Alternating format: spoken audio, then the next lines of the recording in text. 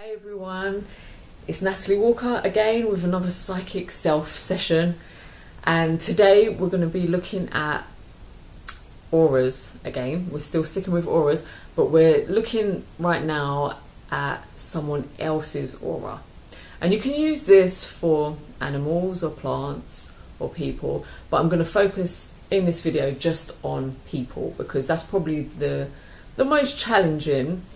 Like I said on the other videos, you can try it out if you haven't already with plants and pets and stuff, but now we're going to be focusing just on people. Before we do that,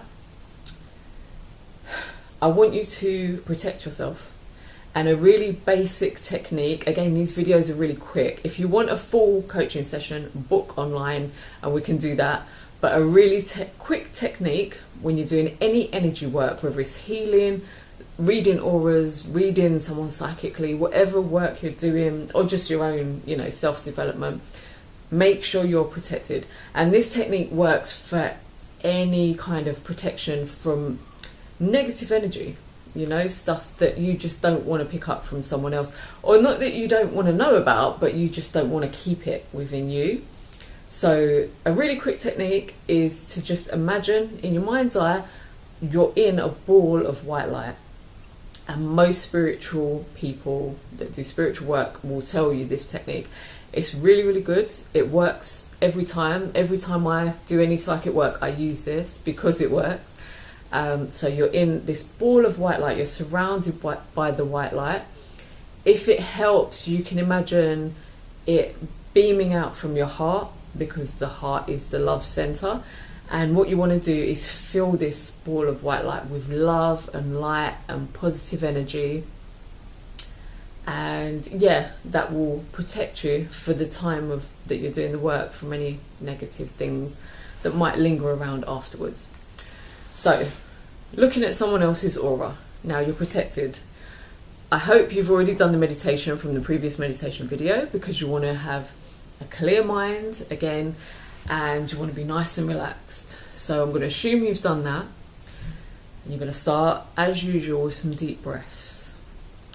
Now, the best way, if you're first starting out looking at auras, the best thing to do is find a willing participant. Explain to them what you're doing. You might have to explain to them what an aura is. So I've done a video on that, so you can check that out. The videos are quick. You'll have all the information you need. Just tell them what an aura is and what you're looking for within them. Once you've got them, now, because there's a lot going on in people, and when you're first starting out, you might need to play around with the lighting. Some people work best in the dark. Obviously, the other person's got to feel comfortable and you've got to feel comfortable. So only do it in a situation where you feel comfortable. But some people see auras better in the dark, or just really low light, or natural daylight, no electric lights on. Candlelight is another quite good one. Don't put it too close to them, because you don't want to confuse that glow with the candlelight glow with their own aura. And so once you've played around with the lighting, next you're going to use a similar technique to what we did with the mirror, where you're going to look at them, but you're going to look with your more peripheral vision. So you're kind of soft focusing your eyes. Make your eyes a bit blurry if it helps, squinting, so that you're just seeing the energy moving around them. Now, as soon as you start this, if you're relaxed enough, you'll be picking things up. You'll be getting some information from them. So what colour, again, note it down. What colours are you picking up? How do they feel to you? And most importantly, don't edit yourself. Don't get caught up. I know a lot of people when they're first starting out will get caught up in, am I right? And they want a validation from the other person. And that's a lot to ask of yourself in the beginning when you're just starting out. So don't get caught up in, I don't want to say that because it might not be right, or I'm no good at this, or I'm just learning. Just go with it. Have fun, which is the most important thing. If you can get a nice, light, playful atmosphere, you're going to pick up so much more. and that person is going to be quite shocked if you can get it to the point of where everything's just laughing and fun, because then it doesn't matter whether you're right or wrong, and you're not doing this from a professional point of view to start with. You're just getting used to energy, other people's energy, and obviously, and this is why it's a little bit more difficult to start with another human, because they're going to react to you.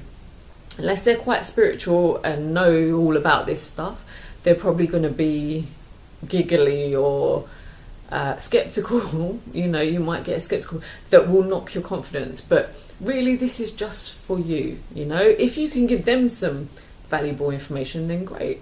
But really, you're just trying this out. So get used to that. Note down the colours that are around them and how you feel. That is most important. How do you feel? Do a kind of scan of their energy. So imagine you're just staring at them. And the same way we opened up each of our chakra points, you could use their chakra points as a point of reference. So start at that white light ball of energy at the top of their head. What do you see? How do you feel around that?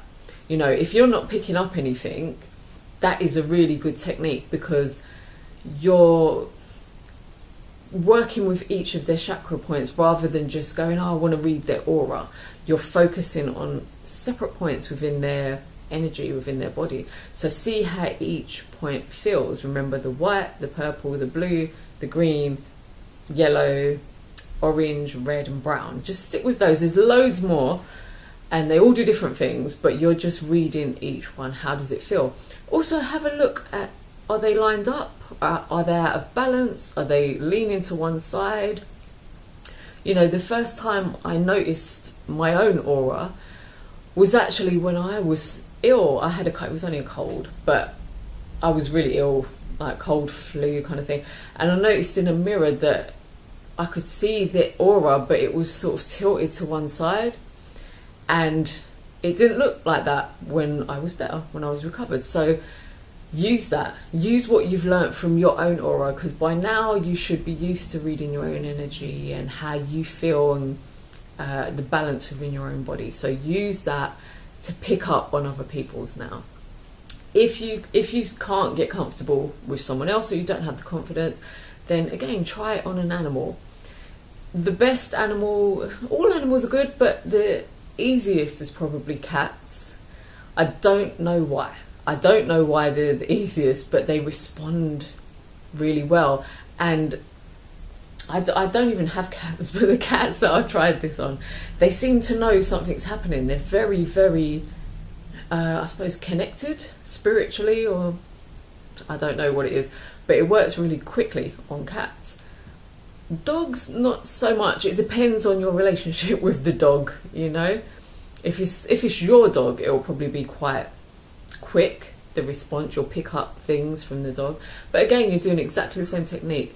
Soft focusing. If you can get the animal to stay still, it's really good. Soft focusing your eyes and just picking up the first thoughts and feelings and colours that come through. What does it feel like to you? Once you've got used to all of this, just reading the aura, reading the energy, then you can move on to the more in-depth things, like when you spot a problem in the body, how to heal it, or how to just send it enough loving energy, targeted love energy to heal itself. So yeah, have fun with this, guys, and I will see you on the next video.